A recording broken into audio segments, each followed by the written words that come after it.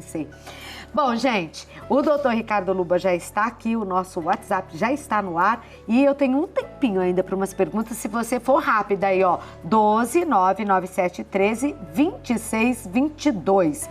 Agora que você já contou um pouco para mim, pode falar com elas aí, né? Pode eu fui perguntar. eu fui conversando, né? Não deixei nem o doutor falar boa tarde aí. A Fabiana Ribeiro, oi, doutor Claudete, então vamos dar uma boa tarde aí. Oi, Fabiana. Boa tarde, Fabi. Boa tarde. Gostaria de saber qual o prazo para regularizar a menstruação depois do pós-parto. E ela tá com o bebezão lá toda feliz. Olha a cara delícia. De mãe feliz. A Fabiana nos assiste em Campo Grande, Mato Grosso do Sul. Beijão aí pro povo. Fabiana, é o seguinte, logo depois que nasce o bebê, o teu organismo demora mais ou menos uns 3 meses para começar a regularizar a coisa. Existe uma falsa lenda do que, quem amamenta não engravida. Isso não é verdade, não acredita nisso. Engravida sim. Então, conversa com o teu ginecologista, veja se tem alguma forma de você se proteger, né, para não ter problema, até porque a menstruação você não vai ter esse parâmetro. Depois de 3 a 4 meses, normalmente a menstruação começa a voltar a ficar regular e aí você consegue entender dessa forma. Se você tomar o anticoncepcional, que pode tomar enquanto a gente está amamentando, esse é de uso contínuo, normalmente não menstrua. Então também não se assusta se você ficar sem menstruar, né? Também pode ser do anticoncepcional. Tá certo. Agora vai nessa, hein? Amamentando. Eu conheci uma que, além de tudo, naturalmente, trigêmeos. Trigêmeos, olha só. Tava amamentando e... Mas aí tem que abraçar a causa, né? Deus mandou. É, verdade. Sandra Guiar, boa tarde. Quais os riscos de uma gravidez aos 39 anos? Vamos saber aqui, Sandra. Eu brinco um pouquinho, né, com isso, assim... Claro que a sua pergunta é a respeito da parte genética, das doenças, da pressão alta e do diabetes, mas o risco principal é ser muito feliz, né? Ter um filho e ser bastante feliz. Mas realmente são isso, né? Os riscos de você ter uma criança com alteração genética são maiores do que quando a gente tem menos de 35 anos, pressão alta, diabetes e as outras doenças que envolvem, né? Os problemas articulares, dor na coluna, problemas aí ósseos, isso vai piorar um pouquinho durante a gestação. Mas o principal é pressão alta, diabetes e essas alterações genéticas, que são um pouquinho mais frequentes. Mas, e as visitas, fazer o pré-natal. Fazer um pré-natal isso adequado. Toda mulher em qualquer idade deve isso fazer. Mesmo quando a gente tem aí uma gravidez de risco, só por ser maior do que 36 anos, a gente já chama de gravidez de alto risco. Não é porque é alto risco, mas é só pela idade. Eu sempre brinco com a Clau, né? Paciente com mais de 36 anos, ela é gestante idosa. Eu acho que hoje o meu consultório ginecológico obstétrico é quase um consultório geriátrico, se a gente pensar assim. Porque a mulher está deixando para ter filho mais tarde, sempre mais né? para frente. Na sua opinião, a idade ideal para uma mulher ter um filho? Até os 35, até os 30, melhor ainda. Melhor ainda. É. Todo médico diz isso, a né? Gente, assim, melhor mais cedo. Vai até os Não 35. tão cedo, né? Mas... Entre os 20 e 30 seria uma idade fisicamente falando melhor, é a melhor boa, fase. Né? Até os 30 anos é a melhor fase. Até os 35 a gente fala que dá para tolerar e aí mais para frente a gente já começa a entrar num quadro de risco maior. Cuidado maior. Olha que linda barriga e que linda mulher ali na foto. É a Vanessa Ellen. Vanessa, você é muito bonita e tava linda grávida. A mulher fica muito bonita grávida, a maioria. E depois que dá a luz, fica mais bonita ainda, viu? Não é, doutor? Você não acha? Maternidade faz bem, um brilho é diferente. Boa tarde, doutora e Claudete. Oi, Vanessa. Oi, Vanessa. Fiz cesárea há 10 dias, ela tá com um bebezinho novo em casa. Até hoje estou com os pés inchados. Até quando é normal ficar inchada? Essa é uma pergunta ótima. Demora mais ou menos umas 3 semanas para você tirar todo aquele líquido que estava na circulação que ajudava na nutrição do seu bebê.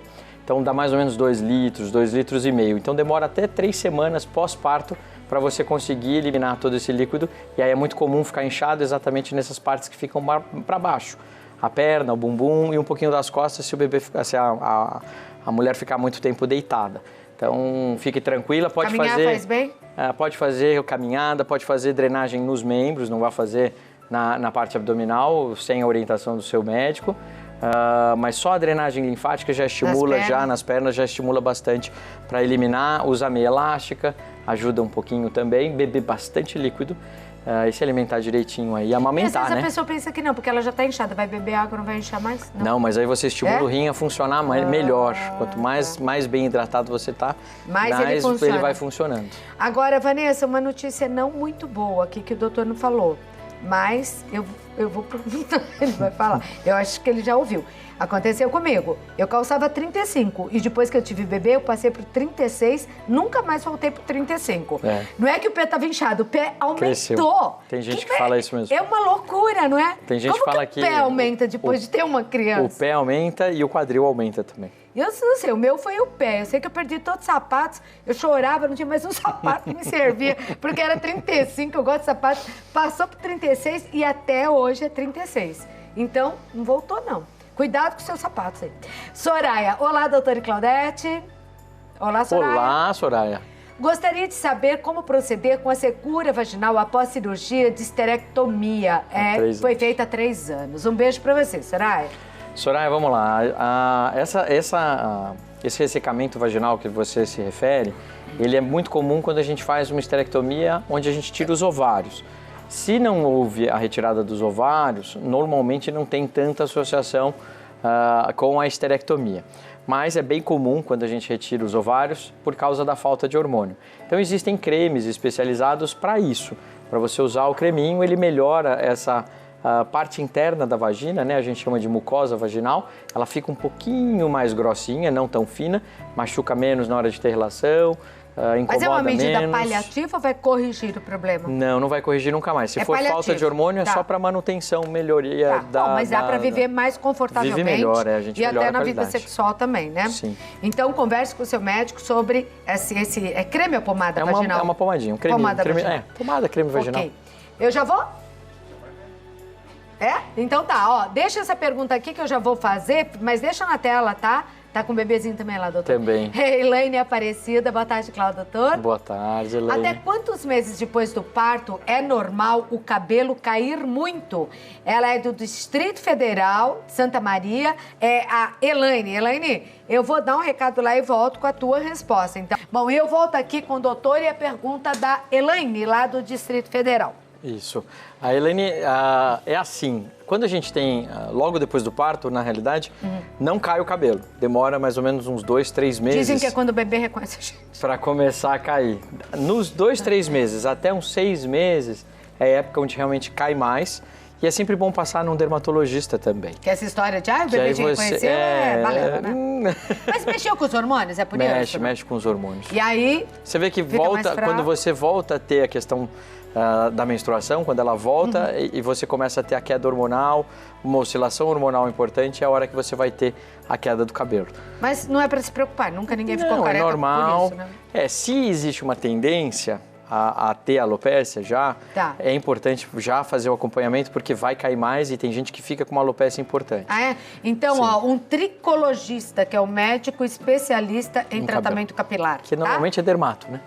Não, mas tem os tricologistas. Bom, eu conheço um bom, o Doutor Cabelo. Procura aí na internet, vai no Doutor Cabelo, que ele é excelente.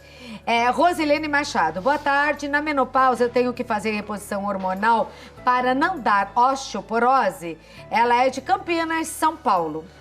Isso é uma discussão enorme. A reposição hormonal, ela não serve para você não ter osteoporose. Se você começar a ter um distúrbio de absorção do cálcio ou até mesmo de reabsorção óssea, que é o que causa a osteoporose, você vai ter que tomar algumas medicações para controlar isso e aumentar a ingesta do cálcio. Quando a gente faz reposição hormonal, a gente até trabalha um pouquinho mais com isso, mas não é o grande objetivo da reposição hormonal.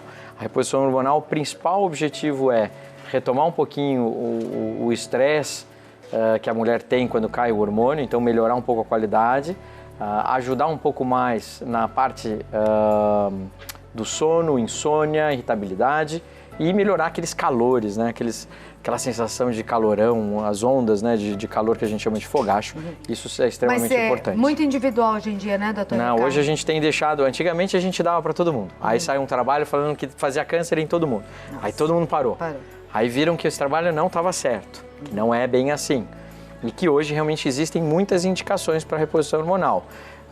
Mas ainda individualmente. Ficou todo mundo muito alarmado, né? Mas eu acho que a grande palavra hoje em dia, a gente passou um tempo na medicina fazendo o individual. Depois aí voltou, a gente tem um nível de evidência bom, que são os trabalhos científicos e tudo. Eu li esses dias um trabalho científico, eu fiquei super impressionado, que a discussão agora é a seguinte: na reprodução humana você precisa individualizar o tratamento. Agora, como que eu consigo individualizar as indicações do tratamento? Porque eu preciso ter uma estatística que fale, olha, para pessoas que têm isso, a gente faz isso. Para pessoas que têm aquilo, a gente faz aquilo. Mas se eu fizer isso, na verdade, eu estou generalizando. Sim. Eu estou colocando todo mundo no pacote. Então, essa é a grande discussão atualmente de como individualizar e ter resultados. Com hormônios, não só reposição hormonal, tratamento. O que eu acho maravilhoso na medicina é isso, é que ela é revista a cada toda momento. Hora, toda hora, né? Toda hora. O que vale hoje pode não valer amanhã. E eu acho que isso é progredir, é estar vivo, é estar estudando, é não parar no tempo. E é importante a gente também, como médico, ser humilde e falar, olha, erramos.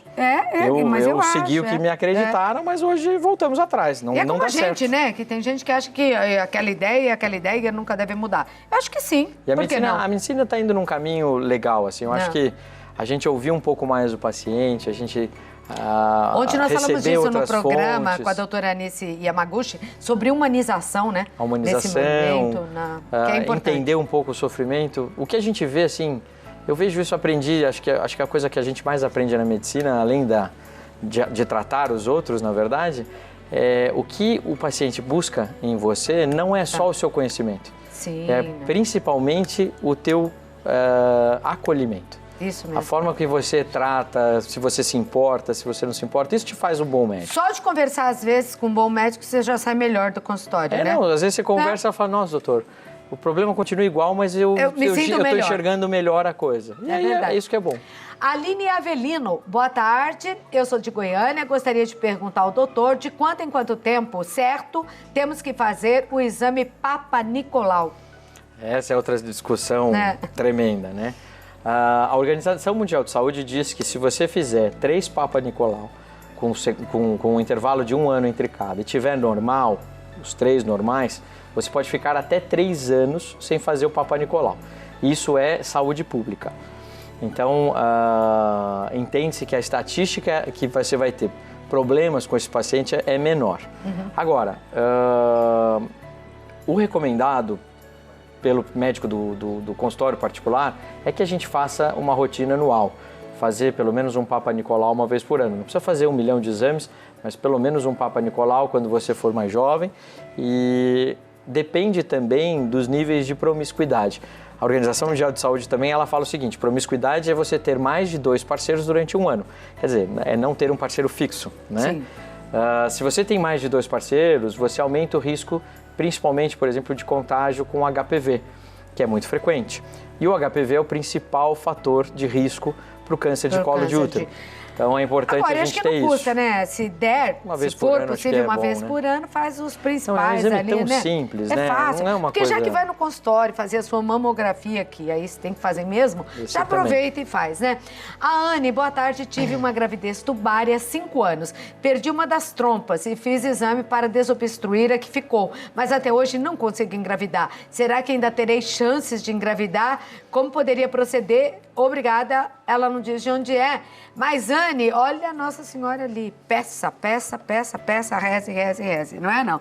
E, de repente, vem lá. Agora, do ponto de vista médico, o doutor vai dizer, além de treinar, o que mais você pode fazer?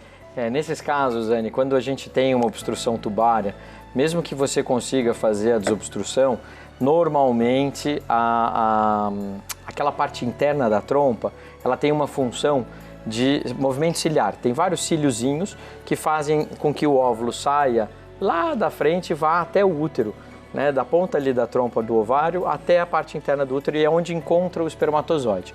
Quando a gente tem um prejuízo ali nessa e ela só tem uma, né? Você vai ter uma dificuldade maior de encontro do espermatozoide com o óvulo. Então, dependendo da tua idade, se você estiver esperando, por exemplo, se você tiver menos de 35 anos, espera-se até 1 ano para procurar um especialista em reprodução humana. Tá. Quando você tem mais de 35 anos, não se espera tudo isso, espera-se 6 meses. Se você tiver mais de 40 anos, você dá no máximo 3 meses para procurar. Quando a gente sabe que já tem uma trompa obstruída, já teve uma gravidez na trompa, apesar de não ser, não vou falar para você que você não vai engravidar, né, por essa outra trompa que sobrou, mas é mais comum ter uma outra ectópica na outra trompa. Isso é uma incidência mais frequente. E inseminação daria? E a fertilização. A fertilização in vitro ajudaria, às vezes a inseminação também, nesses casos pode ajudar também. Tá bom. Essa é uma das Vamos indicações. pegar só para falar dos dois, né? Eu da acho que diferença sim. entre A gente conversa sobre fertilização. isso. Vamos começar A falar sobre isso, semana é? que vem não, daqui a 15 dias com 15 esse dias a assunto. gente fala sobre Vamos isso. falar sobre isso, que é Perfeito. importante também para a mulher entender a diferença, uma vez que a mulher, não sei, botaram na cabeça da gente que a gente tinha que trabalhar fora. E aí não explicaram como que a gente faz com o sentimento de culpa, com a vontade de ser mãe, deixar para engravidar mais tarde, falar, ai, deixa para engravidar mais tarde, mas não contam que é tão difícil depois pra gente engravidar. Então eu acho que você tem que pôr tudo na balança, né? Porque a vida é mais importante que tudo isso. Não é verdade? É verdade. O seu sonho, o seu viver, o que é importante para você na vida. Porque aí acha que pode, deixa para engravidar lá na frente, e muitas estão deixando, e aí descobrem que é bem difícil, né? Porque a natureza é sábia, Deus sabe o que faz, né? Doutor, muito obrigada pela presença, te aguardo aqui então pra gente falar também sobre isso, tá? Com certeza. Boa viagem. Obrigado. Vai com Deus e com cuidado, hein? Doutor Ricardo Luba participando do nosso programa, ele que é ginecologista e obstetra e você faz a fertilização. Reprodução humana. Reprodução humana, tá bom. Para informar a nossa telespectadora lá preocupada. E olha, gente, eu vou deixar aqui, o Instagram é @ginecologialuba. Você pode entrar agora e seguir, né? Tem artigos lá, né, doutor? Tem informações.